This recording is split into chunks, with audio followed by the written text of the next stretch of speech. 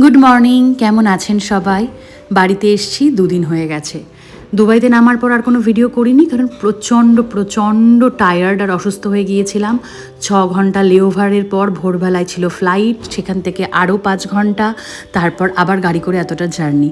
যাই হোক, এখন প্রত্যেক দিনই রাত্রির ওই 2:30 নাগাদ ঘুম ভেঙে যাচ্ছে, আর তারপর শুয়ে থাকছি আরও 2 ঘন্টা।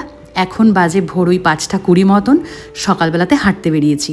একটু আধ ঘন্টা হাঁটাহাঁটি করে এসে 1 কাপ চা আর সাথে প্রিয় মেরি বিস্কুট। আগে এই বিস্কুটটাই ছিল সব থেকে অপছন্দের, আর এখন পছন্দের। যেহেতু অনেক রাত্রিবেলা ঘুম ভেঙে যাচ্ছে, ভোরবেলার দিকটাতে প্রচণ্ড খিদে পেয়ে যায়। মাকে বলতেই মা গরম গরম আলু সেদ্ধ, ভেন্ডি সেদ্ধ, ডিম সেদ্ধ দিয়ে আর একটু ঘি দিয়ে ভাত দিয়ে দিল। কদিন আগে কেউ একজন আমাকে বলেছিল যে এই ভাতের সাথে একটু ভেন্ডি সেদ্ধ হলে খুব ভালো হতো।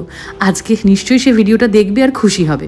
যাই হোক, তারপর আমি আর বাবা মিলে চলে গেলাম হচ্ছে ফুল তুলতে, যেটা আমাদের বাড়ির প্রত্যেক দিনকার একটা বিশাল বড় একটা এপিসোড চলে। এই ফুল নিয়েই ফুল তোলা হয়, তারপরে আবার সবাইকে দেওয়া হয়। তো নিজের গাছের থেকে ফুল তোলার একটা আলাদাই মজা আছে।